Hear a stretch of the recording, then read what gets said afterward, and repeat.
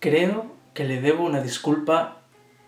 a cierto personaje, concretamente a este personaje. Y es que sí, debo pedirle una disculpa a Batman, concretamente al Absolute Batman, porque de verdad que me precipité. ¿Habéis visto? Me precipité basándome en un prejuicio, en falsas apariencias o, por así decirlo, basado en primeras impresiones, mejor dicho, o falsas impresiones que me causó cuando se fue anunciando progresivamente hasta que empecé a leerlo. Lo compré por curiosidad, fue el principio de una pequeña colección de grapas que quiero hacer interesantes, de Batman sobre todo, pero también he comprado un Superman, a lo mejor compré algún Spider-Man, pero sobre todo de este personaje que me ha parecido muy interesante y que de verdad, si no me hubiese gustado, no hubiese pasado del primer número, o si al menos no me hubiese interesado. Y la verdad es que el adjetivo adecuado del Absolute Batman, del universo Absolute, pero del de Batman, me voy a centrar, que es el que más me interesó, sería interesante, interesado, sería curioso, curiosidad. De verdad que pido honestamente disculpas por esos prejuicios que siempre he estado diciendo desde que se anunció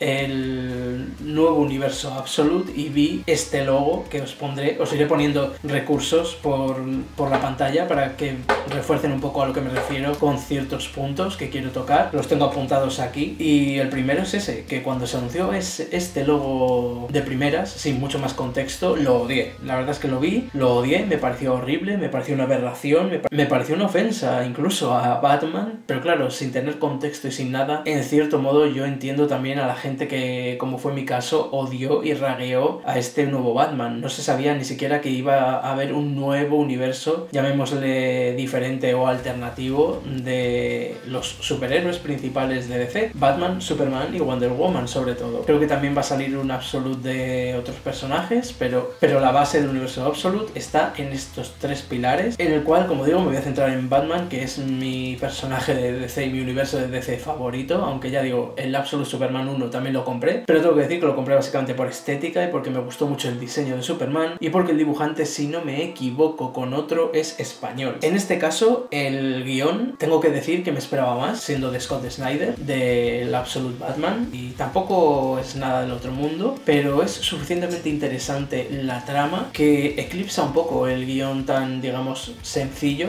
sin ánimo de descalificar, que Scott Snyder ha hecho para el nuevo universo Absolute. Una sola pega que le pondría, por lo menos la edición en español, no sé si pasa en todas, es que los tacos, las palabrotas, las palabras malsonantes están censuradas, están escritas con censura, y me parece un poco absurdo porque hoy en día poco público infantil tienen los cómics. El público objetivo de los cómics hoy en día es juvenil o incluso adulto, y no es por justificarme con mi edad, pero es que es así. Pero aparte de eso, la verdad es que el guión está bien. Para mí es una excusa para una trama más interesante que el propio script, que el propio guión escrito como tal. Y ya digo, poco a poco entendí por qué el símbolo era así de raro, de bloque negro. De hecho, la primera imagen ya del traje del Absolute Batman que se presentó, si no recuerdo mal, fue la que fue la portada del número 1, y está también en modo, digamos, pasivo, o no estaba en modo batalla, por así decirlo, y se veía rarísimo. También lo ragueé muchísimo, lo hateé bastante, con gente que también de mi entorno que le encanta Batman y tal, lo critiqué muchísimo. Y es que era raro porque era diferente, y era raro porque es eso, o sea, la anatomía propia de Batman era muy rara, era como muy desproporcionada, era como muy voluminosa, era muy titánica o muy imponente. Y claro, imponente sería la palabra con la que encajaría mejor a posteriori, cuando entendí por qué el traje era así, por qué el logo era así y por qué el propio Bruce Wayne, el propio Batman, era así. Y es que básicamente es una máquina de matar.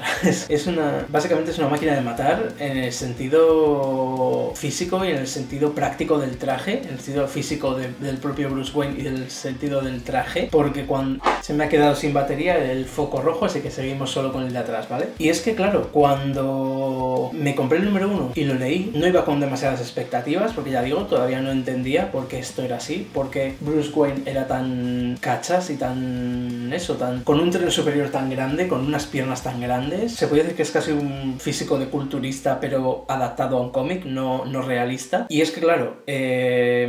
todo el diseño, todo el concepto de diseño del logo y del traje y de Bruce es imponer miedo mediante el trabajo físico. O sea, se tenía que ver que era un físico muy trabajado y que debido a la historia totalmente diferente que presenta el universo Absolute, porque de verdad otra cosa que también define muy bien el Absolute Batman es inesperadamente diferente, vas entendiendo por qué ese fisicazo tan titánico, por así decirlo, tan imponente, y por qué ese traje parecía raro, pero cuando ves la primera escena de acción, que esa es otra, la acción tiene un dinamismo en cuanto al dibujo brutal y súper interesante. No diré que es la panacea, pero es bastante diferente a lo que yo estoy acostumbrado por lo menos a ver en otros cómics de Batman. La narrativa de la acción es muy dinámica y muy guay, muy visual, muy simple, pero muy dinámica sería la palabra. De verdad que me sorprendió para bien, me pareció interesante, me pareció curioso. Me compré el número 2, me lo leí y me pareció aún más curioso. También es verdad que compré el número 2 con la esperanza de ver al nuevo Joker, que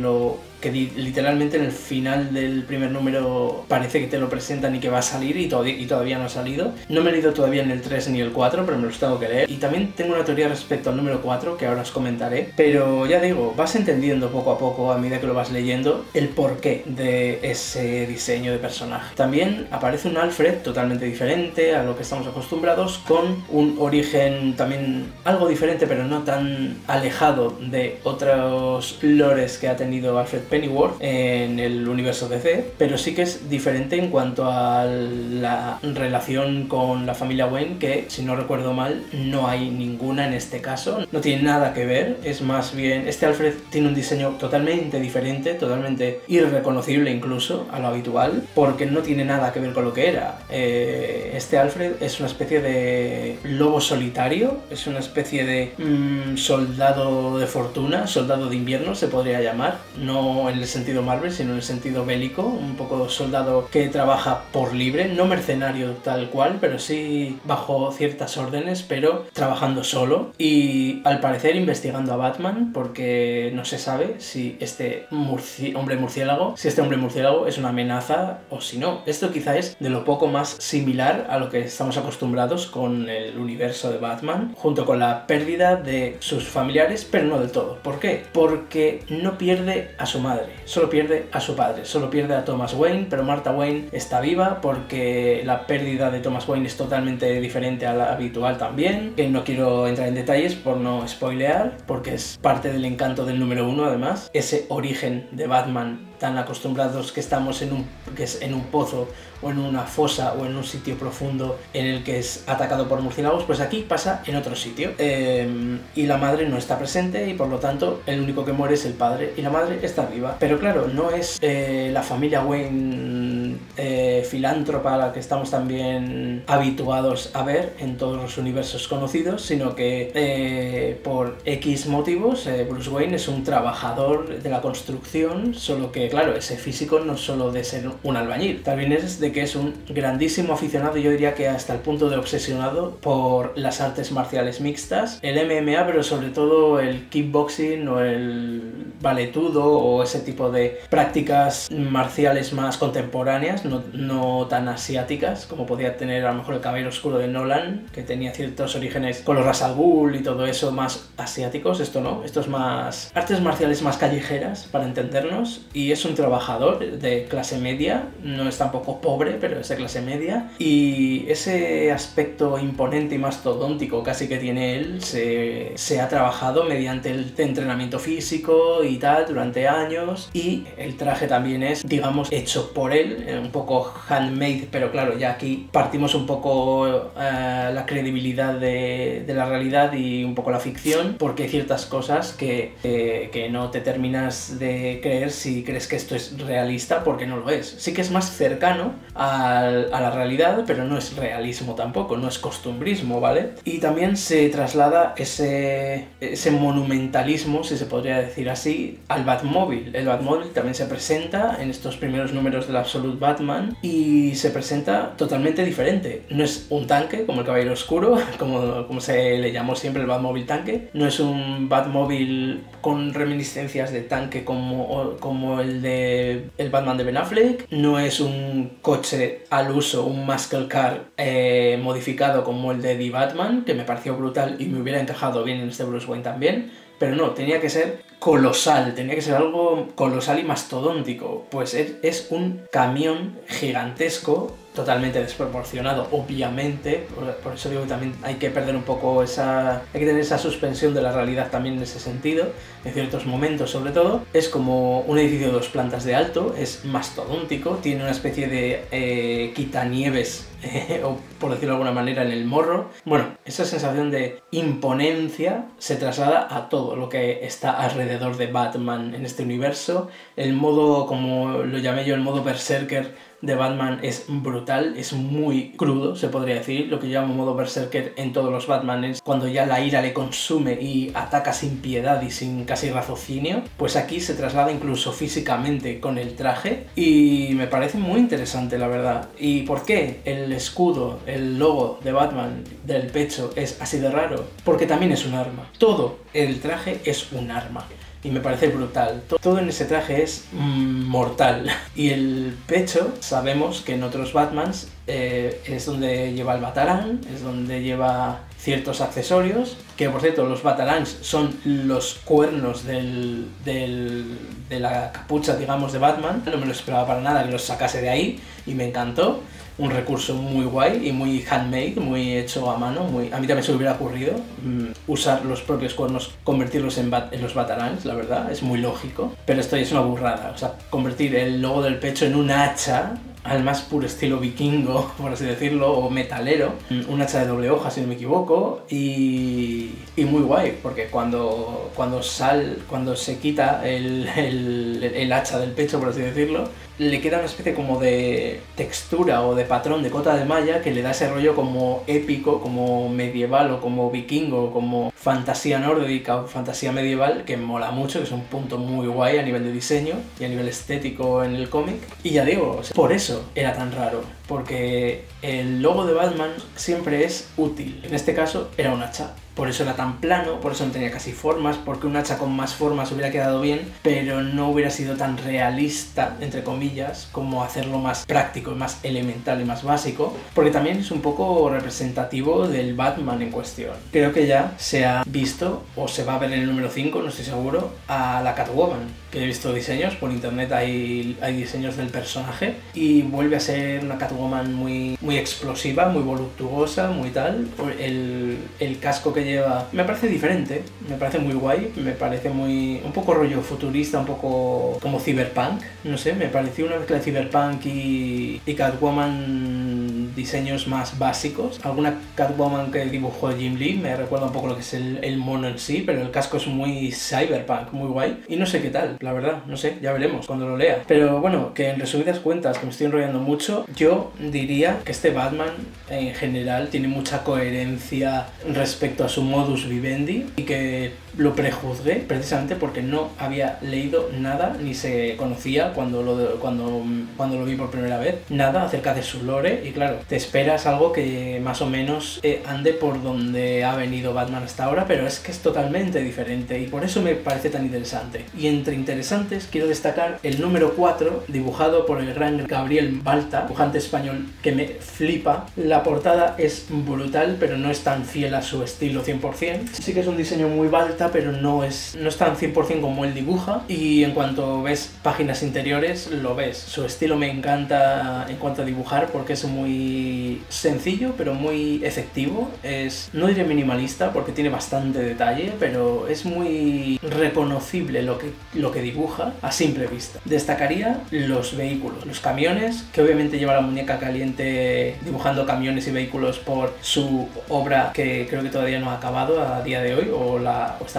ya la ha acabado, no estoy seguro si ya la ha acabado o no a día de hoy de la grabación de este vídeo, que es Phantom Road. A nivel de dibujo es un delirio, o sea, Phantom Road es un dibujo brutal, no sé exactamente de qué va, pero es una historia así como post-apocalíptica, con un camionero, cómo dibuja los vehículos, cómo dibuja los camiones. En este cómic he visto que también ha dibujado camiones, y es que en realidad si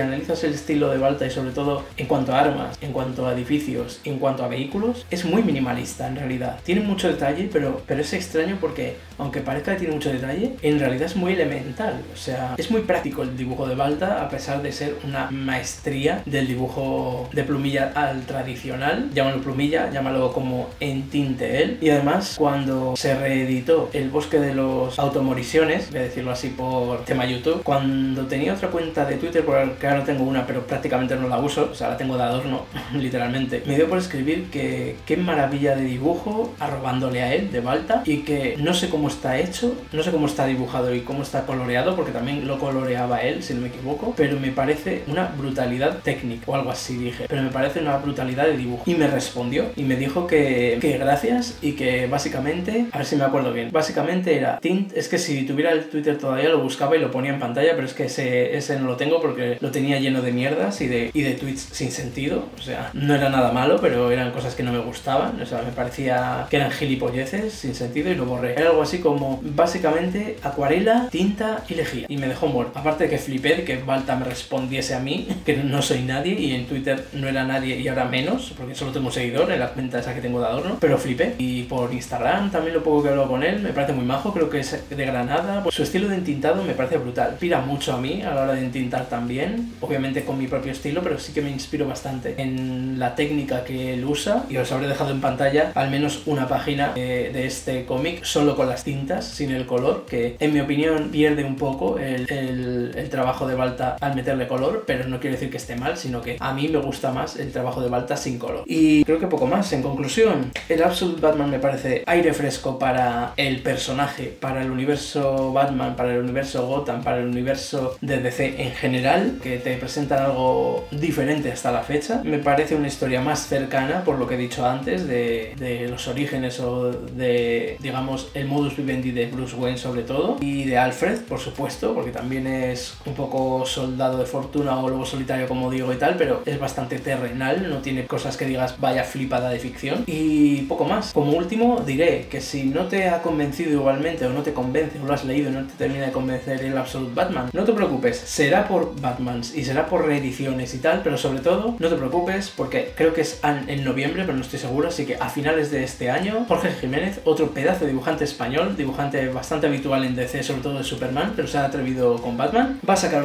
una serie, no sé si será un one shot, será una serie muy larga, si no, pero va a sacar una serie de Batman que ya solo con la imagen vuelve a ser una imagen de Batman más icónica, un murciélago en el pecho más murciélago, pero con un estilo anguloso muy guay. Ese sí que de primeras sí que te va a molar, si te mola el Batman de toda la vida. El Robin, que también lo ha presentado hace poco, es brutal, me flipa sobre todo cómo ha diseñado el traje de Batman y de Robin, porque son sencillos en cuanto a detalle, pero preciosos, y de verdad que estaré atento porque si son grapas y son a buen precio como estas que estoy coleccionando de Absolute Batman, el número 1 de ese Batman va a caer, porque el dibujo de Jorge Jiménez ahí me parece brutal. Me parece que es mejor de Batman que los que hace de Superman, y los que hace de Superman están muy bien, porque hace poco sacó un cómic que se llama Superman en Granada, si no me equivoco, con un dibujo muy bonito y tal, pero le pega mucho el